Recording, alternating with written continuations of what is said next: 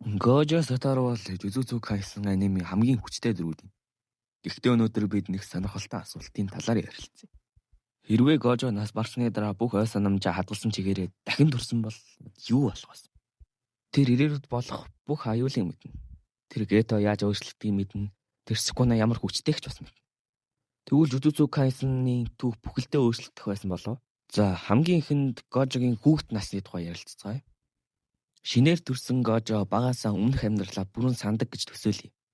Бусад хүүхэд тоглож байхад Гожо ирээдүй юу болохыг мэдж байгаа. Тэрээр өөрийн хязгааргүй болон 6 нүдний нууцыг аль хэдийн мэддэг тул маш бага насндаа хүчрэх болж эхэлнэ. Тэрээр ирээдүйд сурах зүйлсээ аль хэдийн мэддэг тул өмнөхөөсөө ч хүчтэй болж ирсэн. Магадгүй 15 настайдаа анхны амьдралынхаа насанд хүрсэн үеийн хүчтэй ойролцоо төвшөнд хүрч болох юм.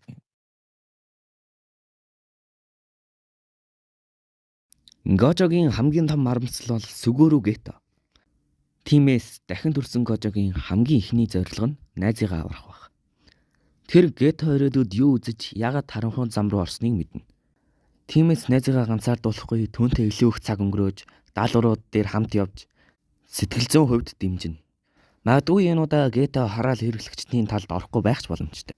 Хэрвээ ийм зүйл болсон бол Jujutsu Kaisen-ийн түүх асар их өөрчлөгдөнө. Гожо ирээдүйд Sukuna эргэн ирэхийг мэдж байгаа. Тиймээс тэр хизээж тайвшрахгүй.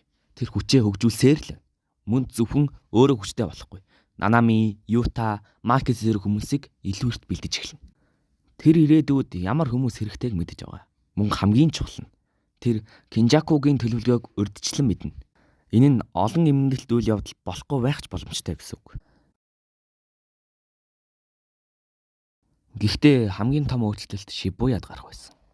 Дахин төрсөн Гожо Шибуягийн хэрэг явдлыг бүгд нь мэдж байгаа. Хараалууд хизээ дайрахыг, Кинжаку Гетогийн биеийг ачиглаж байгааг, Prison Rail-ын ашиглах төлөвлөгөөг хүртэл мэднэ. Тэгээд хамгийн чухал нь Гожо хоромч Гетог хараад цочрдохгүй.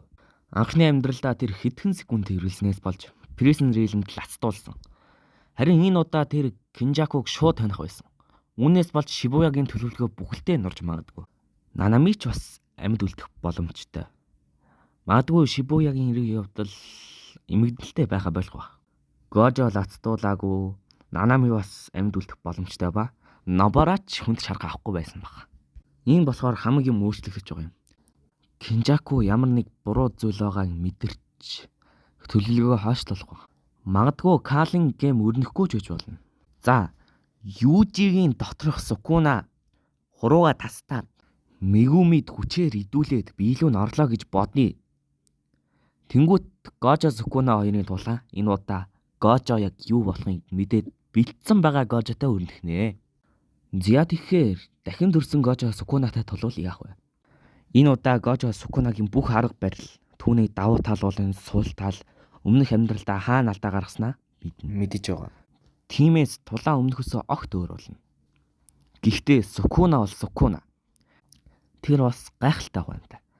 Гэхдээ л Гожо энэ бүгдийг эртнээс мэдээд өөрийгөө бэлтгэж ирсэн болохоор би бол хувьдаа ялна гэж бодож байна. Хэрвээ Гожо бүх ой санамжтайгаа дахин төрвөл Jujutsu Kaisen-ийн түүх үнцээрээ өөрчлөгдөх байжээ. Гето хавдаж магадгүй, Кинжакугийн төлөвлөгөө нуруу унаж магадгүй, Sukunaтай хийх тулаан өөрөө өрнөж магадгүй. Гэхдээ нэг зүйл тодорхой. Дахин төрсөн Гожо өмнөхөөсөө илүү хүчтэй дэдвгүй, илүү ухаалаг байсан. Харин та юу гэж бодож байна? Дахин төрсөн Гожо Sukuna ялж чадах байсан уу? Эсвэл түүх эцэстээ дахин ижил төгсөх байсан уу? Санал бодлоо комент хэсэгт үлдээгээрэй. Миний анхны бичлэгтээ хамт байсан та бүхэнд баярлалаа. Дараагийн бичлэгээр уулзлаа түр баяртай гайс. Лайк болон subscribe дараарай.